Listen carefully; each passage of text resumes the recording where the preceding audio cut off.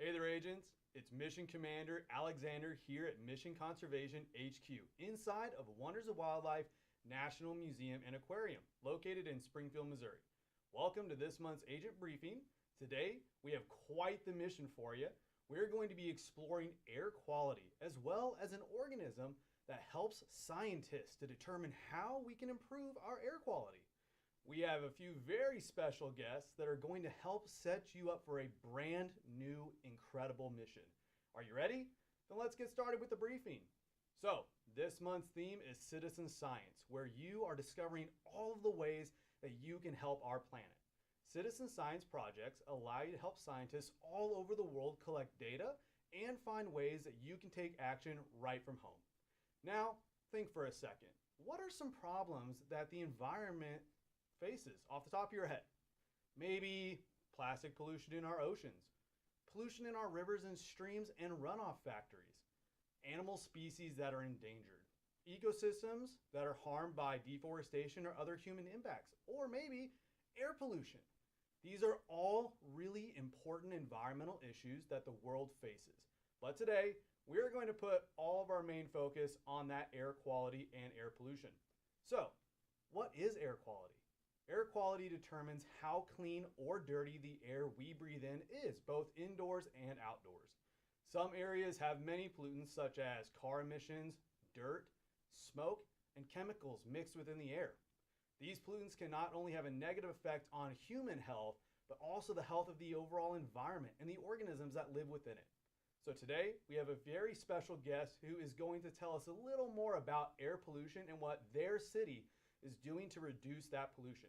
Here is Caden Kang from the Los Angeles Mayor's Youth Council for Climate Action to tell you a little bit more. Hello, my name is Kiden Kang. I'm 17 years old and I am a member of the Los Angeles Mayor's Youth Council for Climate Action. We are a group of young people in high school and college that work directly with government leaders like our mayor and city council, as well as community members across Los Angeles to build a more sustainable future for everyone. One important issue we have been working on is improving the air we breathe. Los Angeles is actually known for having some of the worst air pollution in the entire United States. Tiny pieces of dirt or soot can get into the air from car emissions, burning wood, and other things that make the air unhealthy to breathe. People are often advised not to go outdoors because the air is too dirty to breathe, and this can be especially dangerous for communities with higher rates of asthma or other health issues. This was significantly improved when California passed the strongest regulations in the country limiting pollutants coming from vehicles. But we still have a long way to go because even today, we still have more than 50 days of poor air quality. And sometimes during wildfire season, the air is so bad we have to stay home from school. The Mayor's Youth Council for Climate Action is working with agents of discovery to educate the public about air quality because we all have a role to play in keeping ourselves healthy and achieving clean air. For instance, you can look up what the air quality is in your community on the Environmental Protection Agency's Air Now app. Use public transportation, or if it's a short distance, walk or bike instead of using a car in order to reduce air pollution. Open the windows and turn on your oven fan when using the stove because stoves can lead to indoor air pollution. Knowledge is your most powerful tool, so become a citizen scientist and advocate for cleaner air and a healthier community at your school and with your city's government. The voices and actions of young people like you and me can make all the difference, so join me in getting involved. Thanks for listening.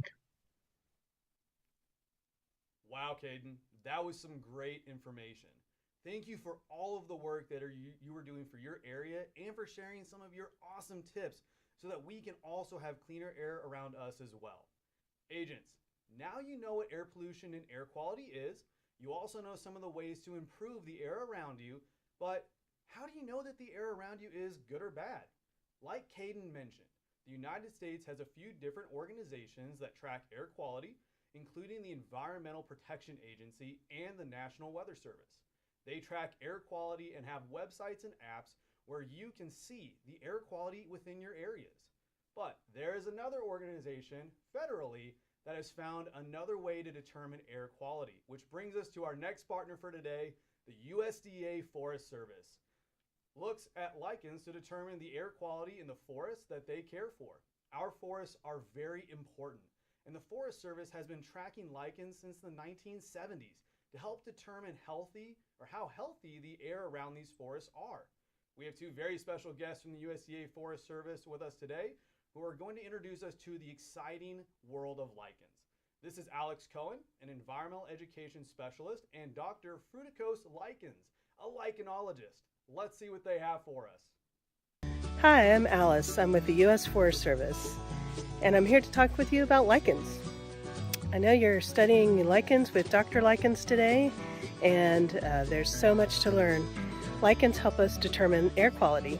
They're very sensitive to air quality, and I'm here in the beautiful Pisgah National Forest in North Carolina, where the air quality is actually quite good. I'm at about 2,000 feet, and let's see what kind of lichen are behind me here.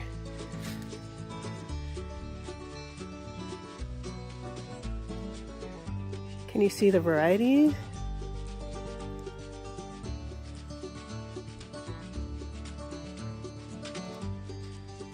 The U.S. Forest Service studies air quality and water quality, a variety of different topics that tell us about the health of the forest and how we can maintain it.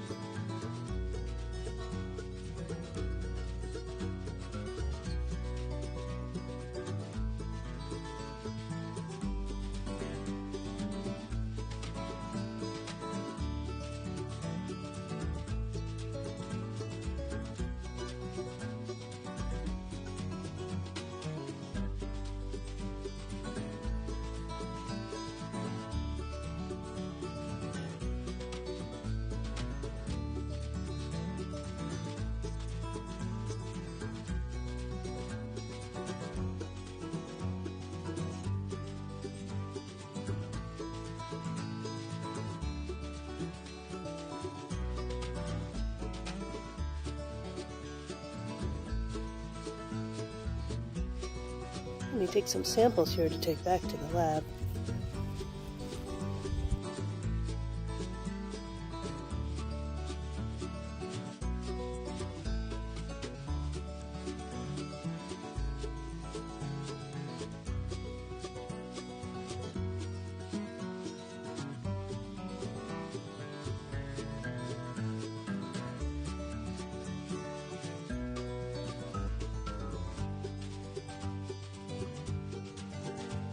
This tree has a variety of species, lichen species on it. It looks pretty healthy. Really beautiful specimens. Maybe next time you're in the woods or a park or in your backyard, you can find some lichens too.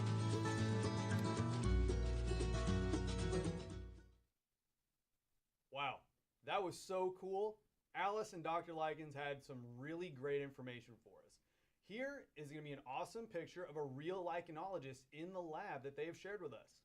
So, since 1993, the Forest Service and partnering agencies have collected over 170,000 lichen records and over 15,000 lichen tissue samples from over 10,000 different plots and areas. That's a lot of lichens. They use these samples and records to see what lichens have been in a specific area, if they're still there, and to test how the air pollutants in that area affect these interesting organisms. All right, Agent, we have given you a small overview of information about air quality, air pollution, and lichens. Here is your next mission. If you go to the Agents of Discovery app, make sure to create a user account if you have not done so already. That way you can track all of your progress and earn all of the badges. Once you log in, search Dr. Lichenz Research Lab with a Z at the end of lichens. The USDA Forest Service has created a special mission just for you. How cool is that? All right, we're going to show you our website here. So if you want to learn more information about lichens, make sure to visit that website at wondersofwildlife.org/mission-conservation. Here you can see all the materials that the USDA Forest Service has provided just for you to learn more. The City of LA also has some great materials on the Agents of Discovery app that you should check out as well.